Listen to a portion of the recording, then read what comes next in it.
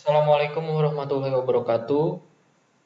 Perkenalkan, nama saya Noval Awisabritian dengan NIM 7211419112 akan mempresentasikan bab pengembangan sistem.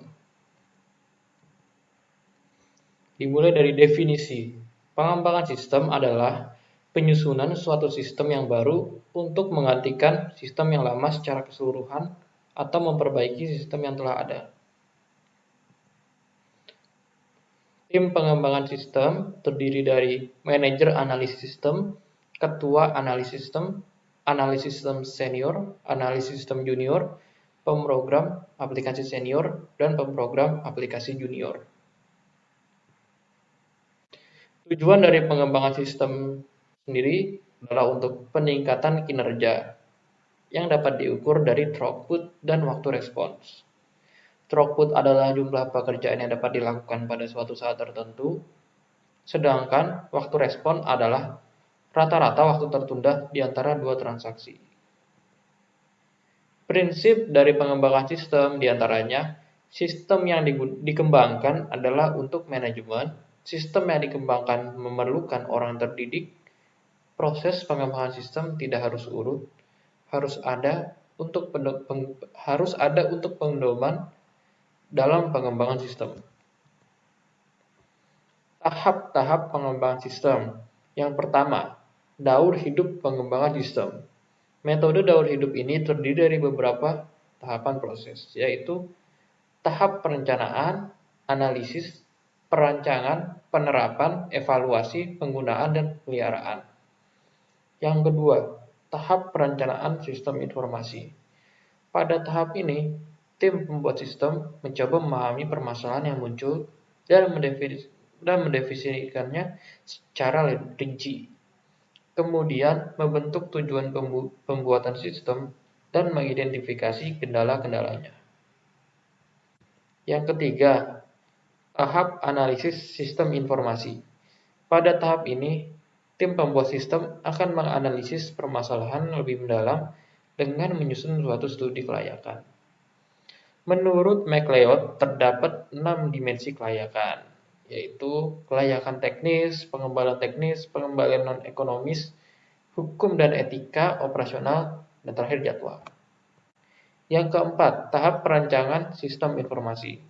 Hal-hal yang harus diperhatikan dalam tahap perancangan antara lain kebutuhan perusahaan, kebutuhan operator, kebutuhan pemakai, dan kebutuhan teknis. Yang kelima, tahap penerapan sistem informasi. Tahap ini merupakan kegiatan untuk mengimplementasikan rancangan yang telah disusun agar dapat diwujudkan. Proses implementasi untuk prosedur dalam teknologi komputer akan menggunakan bahasa komputer realisasi sistem. Yang keenam, tahap evaluasi. Pada tahap ini dilakukan uji coba sistem yang telah selesai disusun. Proses uji coba ini diperlukan untuk memastikan bahwa sistem tersebut sudah benar. Tahapan proses uji coba antara lain mengecek alur sistem secara keseluruhan, melakukan penelusuran pada sampel data, dan pengecekan. Yang terakhir adalah tahap penggunaan dan pemeliharaan. Pada tahap ini, sistem telah diuji coba dan dinyatakan lolos dapat mulai digunakan untuk menangani prosedur bisnis yang sesungguhnya. Pemeliharaan sistem secara rutin dapat meliputi penataan ulang database, membackup, dan scanning virus. Sementara itu, pemeliharaan juga termasuk melakukan penyesuaian untuk menjaga kemutahiran sistem. Selanjutnya, teknik pengembangan sistem. Terdapat dua pendekatan untuk pengembangan sistem, yaitu pendekatan SDLC dan alternatif. Untuk lebih detailnya, pengembangan sistem dengan pendekatan SDLC dan pengembangan sistem alternatif akan dijelaskan di slide berikut. Yang pertama, pengembangan sistem informasi metode SDLC. SDLC atau System Development Life Cycle atau siklus hidup pengembangan sistem atau System Life Cycle, siklus hidup sistem, dalam rekayasa sistem dan rekayasa perangkat lunak adalah proses pembuatan dan pengubahan sistem serta model dan metodologi yang digunakan untuk mengembangkan sistem-sistem tersebut. Konsep ini umumnya merujuk pada sistem komputer atau informasi. Selanjutnya ada pengembangan sistem dengan metode alternatif.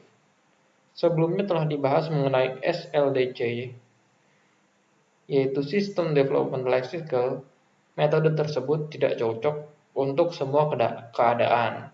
Oleh karena itu, untuk kasus-kasus tertentu, diperlukan metode pengembangan sistem berupa metode alternatif, yang dapat berupa pengembangan sistem metode paket atau package, metode prototype atau prototyping, metode pemakaian oleh pemakai user atau end user computing atau end user development, dan terakhir metode outsourcing.